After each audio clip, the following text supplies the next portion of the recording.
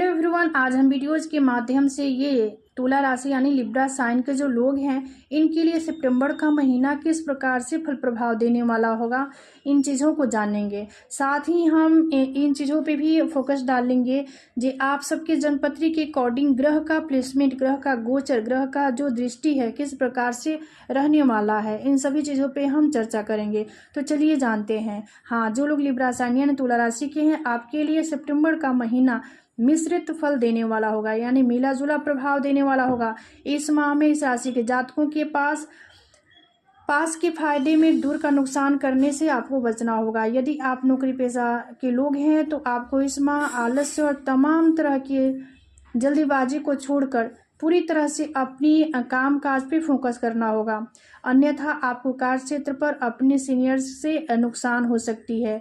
कामकाज के साथ आपको पूरे माह अपनी सेहत का भी कामकाज को लेकर यहाँ पर थोड़ा सा अलर्ट रहिएगा, लेकिन यहाँ पर आपको अपनी सेहत पर भी विशेष करके फोकस करनी होगी, नहीं तो सेहत संबंधी दिक्कतों का सामना करना पड़ सकता है। यानी सेहत संबंधी दिक्कत जो है उसको इग्नोर आपको नहीं करना है, भूल कर भी इग्नोर कीजिएगा तो उसका आपको भारी नुकसान उठाना पड़ सकता है, अन्यथा बाद में आपको अस्पताल के चक्कर भी लगाने पड़ सकते हैं। तो इसलिए आपको संभलना यहाँ पे अति आवश्यक होगा।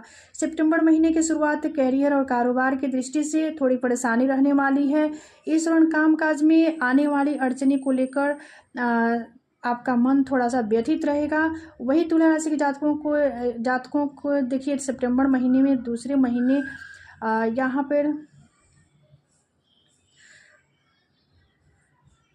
अपने करियर और कारोबार को लेकर थोड़ा निर्णय लेना पड़ सकता है। हालांकि ऐसा करने से पहले अपने शुभचिंतकों की सलाह अवश्य लेनी चाहिए आपको, यानी आपके जो शुभचिंतक हैं, आपके फेवर में जो काम करने वाले लोग हैं, उनका मतांतर आपको ज़रूर लेना चाहिए। यानी उनका जो मन का स्थिति है, उनके मन का जो यानी उनका राय सलाह लेना आपके लिए अति आवश्यक होगा।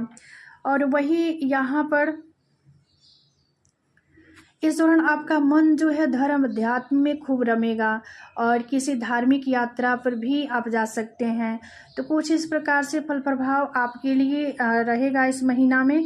तो कि जो लोग तुला राशि के हैं आपके पत्रिका के अकॉर्डिंग ग्रह का गोचर किस भाव में है, ग्रह गोचर किस प्रकार से कर रहे हैं और ग्रह का दृष्टि किस प्रकार से होगा, चलिए जानते हैं।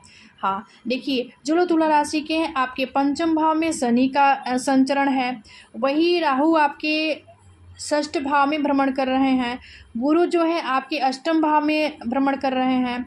इसके बाद यहाँ पर सूर्य और बुध का संचरण आपके लाभ भाव में होगा और केतु और शुक्र जो है आपके द्वादश भाव में संचरण कर रहे हैं। तो कुछ इस प्रकार से ग्रह का प्लेसमेंट आपके बर्थ चार्ट के अकॉर्डिंग है। अब चलिए इनकी दृष्टि के बारे में जान लेते हैं। शनि के पास 3 दृष्टि है, तो शनि यहाँ से आपके सप्तम भाव को देखेंगे, शनि यहाँ से आपके एकादश भाव को 7वीं दृष्टि से देखेंगे और शनि की जो 10वीं दृष्टि है वह धन भाव पे होगी। इसके बाद राहु के पास भी 3 दृष्टि है, तो राहु यहाँ से ये षष्ठ भाव में है, तो यहाँ से इनकी दृष्टि जाएगी, पंचम दृष्टि जाएगी ये आपके करियर के भाव पे यानी 10वीं भाव पे, वही 7वीं दृष्टि जाएगी द्वादश भाव पे और 9वीं दृष्टि जाएगी धन भाव पे। अब चलिए गुरु की दृष्टि के बारे में जानते हैं। गुरु के पास भी 3 दृष्टि है, तो गुरु यहाँ से अष्टम भाव में है, तो यहाँ से द्वादश भाव को देखेंगे 5वीं दृष्टि से, धन भाव को देखेंगे 7वीं दृष्टि से, वही चतुर्थ भाव को देखेंगे 9वीं दृष्टि से। इसके बाद सूर्य और बुध के पास एक ही दृष्टि है, तो सूर्य बुध आपके लाभ भाव में है, तो ये पंचम भाव को देखेंगे अपनी 7वीं दृष्टि से।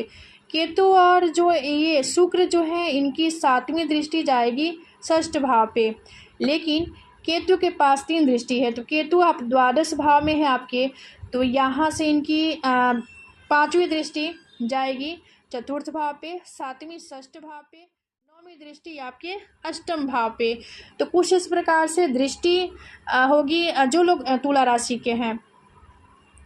तो देखिए ये था मासिक राशि फल पे चर्चा और आज की जो राशि थी तुला राशि थी। धन्यवाद।